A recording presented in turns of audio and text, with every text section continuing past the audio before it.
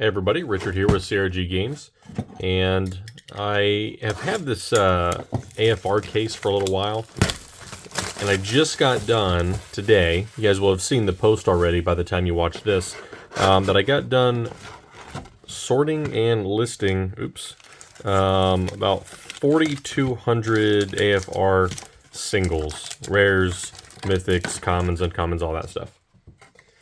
And it appears that a lot of cards in this set are currently rising. Portable Hole is one of them. Tasha's Hideous Laughter is another. Like, Portable Hole right now is almost $5, depending on where you get it. Because if you get it via direct, it's going to cost you a little bit more. But if you get it from individual sellers, it's actually not that much. Hey, we're starting off with a Limrith, the Desert Doom, and Delina Wild Mage. Pretty good. I think Limrith right now is $3 to $4. Yeah, Portable Hole, about $4 to $5. Foils, I kid you not, are going for like $16. There's at least one sale I saw for $16.99. That's insane. But it's a really good card, and I'm surprised it's taken as long as it has to actually get to where it's at. And we've got an Icing Death Frost Tyrant. That is actually one of the dragons I did not have. And of course, we're going to be looking for old Gnawbones. Now, I picked this case up fairly inexpensively on eBay. It is one of the deals that I had did a video on not too long ago. Hey, it's pretty good there. Eben Death and Asmodeus. Yeah, it's one of the deals I did not too long ago. These boxes end up costing me around $79.99, essentially, after... no, I take that back, because I didn't buy them on Amazon. They cost me like $83, which was not bad at all. For the amount of value you get out of the common and uncommon slot in this set, I think it's really worth it. So another great one is... Unexpected Windfall. Those are currently going for like $1, $1.20, somewhere in that range. And of course, you've got all the classes too, which have some value to them. There's a foil Split the Party. One of the things I noticed, and I don't know why it is, it doesn't seem like there's actually, you don't get a ton of foils in these boxes. And maybe it's just because I've opened mostly set and draft boxes. There is a Farida, Devil's Chosen. Hope I pronounced that right. But you get like one per pack. So when I was sorting all those cards, I did not have many foils at all. And we do have a list card in this pack. Shocking. Hive of the Eye Tyrant. So some of these lands are actually doing quite well right now. Adult Gold Dragon, Blink Dog. Hey, Relentless Rats. This will always be a valuable uncommon. At least in 10th edition, it was an uncommon. I thought it was printed as a common at one point, but I could be wrong. Oh, I thought that was the same card for a second. Another neat card that is going up in value. It's actually been relatively valuable for a while. You find some prisoners. So I didn't have a lot of them. I think I had like maybe 8 of them or so. But you find some prisoners is in that dollar range, which is pretty good. Right there's a Tasha's Hideous Laughter. Now, when I say this is one of the ones that's more valuable, I want to say it's around like the $4 or $5 mark, which is pretty good, especially considering that the box is only $83. So the good news is, if you get an old Gnawbone, that's pretty much 50% of the value right there, maybe a little bit more. The classes, again, are holding pretty well. Not all of them are that expensive, but there is good value there. And we got a Lightning Axe. That is a Time Spiral, original Time Spiral version there. Trying to think what else is doing pretty good in this set. Instrument of the Bards. Okay, so that's one I didn't have either. Good to have that. The foil lands, mostly pretty good. Nothing too crazy in there, but I think some of them are 50 cents, close to $1. And I don't know if you guys saw it today, but Mark Rosewater put out some spoilers for Dominaria United, and it's looking pretty spicy. There's a lot of, you know, like, he gives out clues, right? Not necessarily spoilers, but like things to expect in the set. I thought that was a portable hole there. And it looks like this is pure speculation here, but we could see Liliana of the Veil, which would be very awesome. At least that is what a lot of people are thinking the Planeswalker he talked about is. Endling. So this is from Modern Horizons. I don't know what the value of this is. Gains Menace, Death Touch, Undying, +1, -1, or that. I mean, this feels like a pretty good card. A 3/3 for 4 with all of the, and it's a shapeshifter. That's got to have some value to it. I'll have to check that one out. All right, there we go. Portable hole, $4. $4 bill. All right, and I am really excited to be nearing 1,000 subscribers. It's taken me a while, and I do just want to say something real quick. I had said before that there was no way I'm going to monetize the channel. Monetize the channel with that's kind of dumb. Monetize the channel with ads and whatever. But I think I might end up doing that. Not because of I guess it's kind of because I need to make some money, right? I'm doing this full time now, and the more I can make, the better. So every dollar helps. And I'm going to start streaming on Whatnot here soon.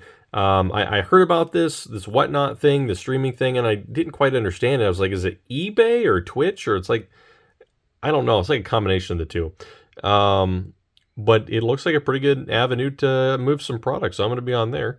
And we got a Bloodlord of Vazgoth from M12. Whenever you cast a vampire creature spell, gains Bloodthirst 3. If an opponent was dealt damage this turn, this creature enters the battlefield with 3 +1/+1 counters on it. That feels pretty good. I do not have that in Edgar Markov. Speaking of Edgar Markov, being an EDH deck, I have been meaning to work on the next deck that I want to do, which is going to be Geist of St. Traft. And it's going to be, ooh, yes, Orcus and Old Gnawbone. Hell yeah. There we go. I mean, this box is basically paid for now. That'll work. Geist of St. Traft. It's going to be Voltron. And I haven't gotten to start on it yet. I mean, I have just about everything here. But I've been working on, sorting cards and listing things and all the other stuff. So it's kind of had to wait just a minute. Cave of the Frost Dragon. I did not have the dungeon module, and I love this orange color. That looks really good. And a Nezumi Grave Robber. I swear that has to be one of the most, it feels like it's one of the most common list cards that I have pulled. We really need more portable holes, though. That's a beautiful Celestial Unicorn. Card quality seems pretty good. I don't know if this is an early... I just cracked the case, so these are all fresh from a case. I don't know if these are like an early printing or a late printing. I don't even know if you can find that out by going through, like searching the serial number and stuff like that. I'd probably have to reach out to WotC. Great Teacher's Decree. I'm not familiar with this card. Creatures you control get +2/+1 till on a turn, and it has Rebound for 4 at sorcery speed. Yeah, I don't know if that's a good one. Ooh. That's very nice. Purple Worm, Precipitous Drop, you meet in a tavern. Okay. You happen upon a Glade. This is actually one of the little bit better ones. Hall of the Storm Giants, I think is doing pretty good as far as value goes. Not a ton of packs left here. There's the Tarask. Temple of the Dragon Queen is actually not that expensive at all. Neither is Eye of Vecna, but I got a whole bunch of them, basically. Some of the tokens you need to watch out for, though, are like the Vecna token. That one is actually, I think it's like $2 to $3. And there's not a ton of tokens in this set that are worth a whole lot. I believe there are some dog tokens. They are some of the more valuable ones. Power Word Kill is like 40-50 cents, I think. There's another Delina, and a Foil Owlbear, and a Reality Shift. Exile target creature, its controller manifests the top card of their library. Alright, Reality Shift. Why does that seem like it came up just recently in conversation? Typically, these land art cards are some of the more valuable art cards. I'm not 100% certain if that stands true for this set, but at least in Zendikar Rising, they are pretty pricey. We've got a Zalto and a foil red dragon there. And we got a list card in this pack along with a, is that Hounds of Kuranos? No, Displacer Beast. I was way off. Wrong set. My bad. Prosperous Innkeeper. Forgot about this guy. That is still between $1 and $2, I believe. I think I had like 9 of them. Fighter class Tombstalker. Delve. 5/5 for 7. Flying and Delve. You know what? This the list cards in this box have been, they seem like they've been pretty damn good. You know what's funny is, oh, I left the card in there. I almost crushed this pack with that card in it. I've done that before. It's funny because, so this is part of Future Sight, and the idea behind Future Sight was to kind of give a look into what Magic's future could look like. And you know what? It didn't happen. These borders didn't happen, and I daggum wish they did. What do we got? Hobgoblin. You see a pair of goblins. Hand of Vecna and a Drizzt Do'Urden. Man, look at the gold on that. It almost looks like the art is tilted, though, because this black line is thicker on this side than it is that side. Maybe it's supposed to be that way? Kind of hard to tell. Vampire Sovereign. Nothing crazy. Man, where in the heck are the portable holes? We only got one. You happen upon a Glade foil. This stack's getting too big. Alright, let's pick another one. Yeah, these Dog Illusion tokens right here. If you got these, those are some of the more pricey tokens in this set. It's still considered bulk, but it's some of the better bulk. True Polymorph, Inferno of the Star Mounts. Damn, and a Sorcerer's class foil. It's pretty nice. I believe Ranger class is actually the most pricey one still. Fly. What do we got here? Hall of the Storm Giants. Dungeon module. Like that. Like that. I really, really like these dungeon modules. I mean, they just... There's nothing else like them right now in Magic, so I freaking love those. And a Gutter Snipe. I think this is one of the dual decks, but I'm not 100% certain what that's from. Whenever you cast an instant or sorcery, deals 2 damage to each opponent. I believe Gutter Snipe has always been one of those ones that's worth a couple bucks. These packs are giving me more problems today than usual. Alright, this is the last pack. I've got a Bard class, Nadar, and a foil Neverwinter Dryad. And a Wolf token. Very nice.